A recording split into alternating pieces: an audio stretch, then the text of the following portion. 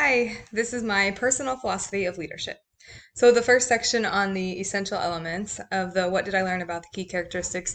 Well, for me, I think like I had already knew those terms, those five terms before, but I really liked that, PDF that really broke it down a little bit more into what it meant of each of those characteristics and how you apply that to leadership. So, obviously, like I'd said, I knew those terms before, but just being able to re-go over them and then just think about in my own life, how do I use those terms with my own students and how do I use those with my, staff members. So for me, I just kind of learned how to do or what I want to do for this upcoming school year, like how I will use those characteristics more and what I will do to try and just be a better servant leader. Those were mainly what I learned.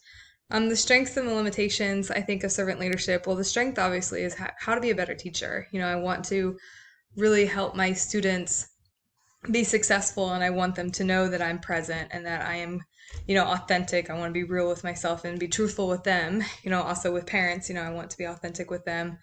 I want to be, even vulnerable with them, show that I do have feelings and stuff like that too. So I think just that the strengths are that you can use those to help be a better teacher and then also, help me be better with my team members, being able to share things with them and share ideas and um, yeah, just being able to collaborate together better, being a servant leader. I also think not just as it applies to school, just those characteristics also are helpful in everyday life with how does that help me be a better mom? I want to be good for my daughter and I want to show her those characteristics to help her become eventually, a good servant leader. She's only 2.5 right now, but she watches everything that we do and copies everything that we say, so for me, it's just using those characteristics to help me overall be a better person, you know.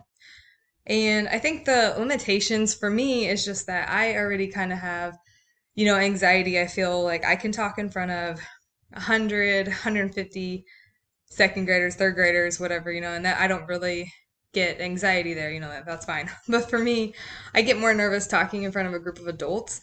So I know that my limitation is just that I tend to be more on the back burner, I guess, when it comes to, sharing ideas or doing that kind of stuff. Like I'm not as outspoken. So that's kind of a limitation for me. Like I want to be helpful and I want to, participate in things going on in my school, but I know for myself that I don't always like put myself out there. So that's just kind of my limitation and just something that I would like to work on. So I think that how that impacts my personal life is the same thing of what I said, like it's going to impact me why how the kind of person that I want to be. Being a servant leader doesn't have to be these huge grand gestures, they can be just simple things as helping somebody figure out how to put something together. It can be a simple waving at someone, saying hello in the grocery store, even though everyone's being super scared about COVID. It's just being that good role model basically is what I think a servant leader is. So that just impacts my everyday life of what kind of person I want to be. With the personal reflection, like what I discovered, what I thought was kind of funny about this whole class, well, not really funny, but interesting, I guess, was when I signed up for my master's, the options, was to become a master in technology, which, that appealed to me, or it was master in leadership. And I knew instantly I didn't want leadership because I didn't want and I don't want to be a principal and an assistant principal. Because when I think of the word leadership, that's what always came to my mind, as being in charge of a building, in charge of your whole staff or whatever. And it doesn't appeal to me. But what I found about this class is being a leader doesn't always mean that you have to be in charge of an overall huge thing. It can be being a servant leader with your students, it can be with just your staff. So I kind of think that was kind of opening to me is that I am more of a servant leader than I realized. I am more of a leader than I gave myself credit for. And I like that. I like that I realized that I do actually do more than I had thought. I am doing some of these things that I didn't really think about before this class.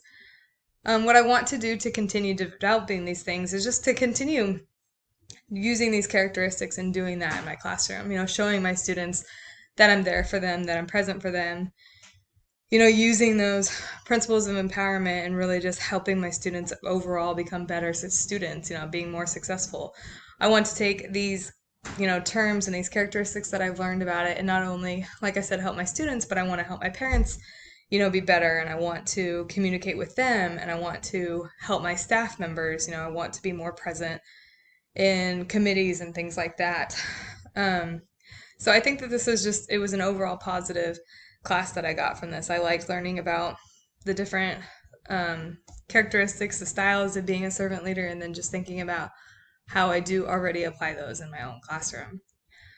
How I want to demonstrate it more in my building is by signing up for a committee. So this last year I moved to a different school, but with my master's, I felt like I was really busy with my master's and getting those assignments done.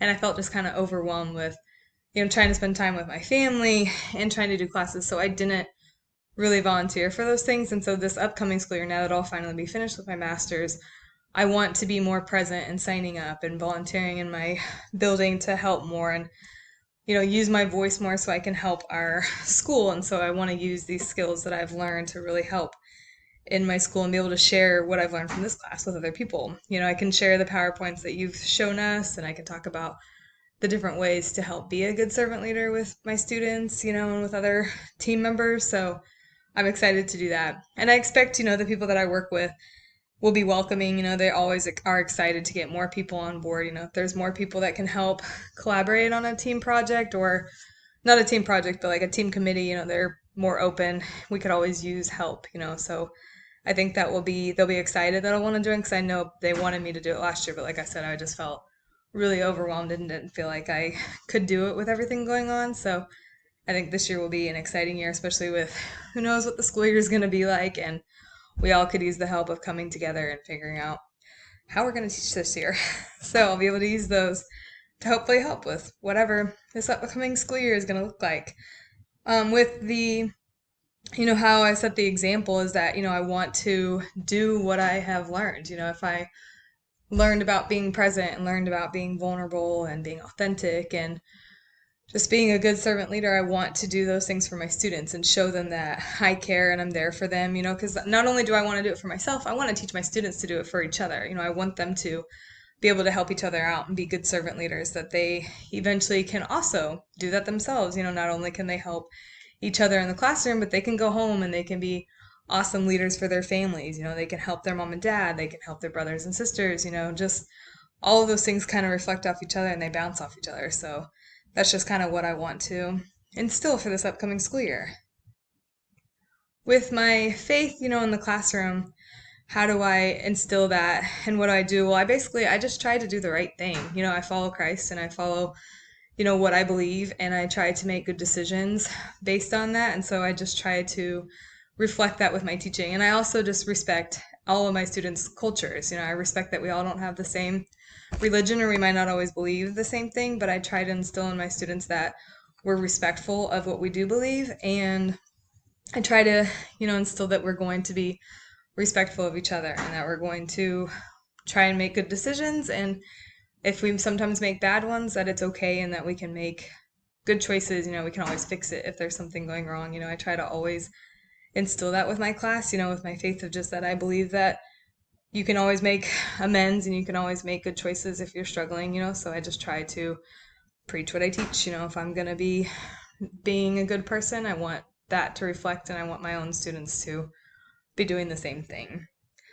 With my servant leadership project, I'm very excited about it. I'm excited to start it since I'm going on maternity leave the very possibly end of September, very beginning of October. I don't want to start it until I come back because I want to be a part of having that, and who knows what the beginning of the school year is, but I'm very excited to start it, and I want my students to do the crafts for the children because, one, I just think this is definitely the time with COVID and everybody being trapped, stuck in one place and not really being able to do anything. I think that, these children that are in hospitals are going to benefit so much from having something to do and, something that'll bring them joy. And I'm just excited to be able to do that. And I kind of hope that I can do it multiple times. It doesn't just have to be this one leadership project where we one time bring them crafts and they get to do one craft and that's it. Like, I hope to that I can start doing this maybe 2 times a year, just kind of depending on how well it goes the first time. And then maybe each year I have it set up where my students are just doing this so I can continue to help those children that are there. So I'm excited to start the project and see how well it goes. And I think my students will really like doing it too. Mm, where I see myself in 5 years with servant leadership is just doing the right thing. I'm excited to see how well things are going to go with being a servant leader. And I'm excited for myself to kind of put myself out there when I'm, normally kind of, like I said, kind of on the back burner. I don't really like stand up for myself, not really stand up for myself, but sometimes I think my anxiety gets the best of me and I don't speak as much in, my staff meetings or whatever. So I'm just excited for myself to do that more and have more feedback in order to really help my team get better. And that way we can collaborate more and just being able to do things that's going to overall help my students in my school.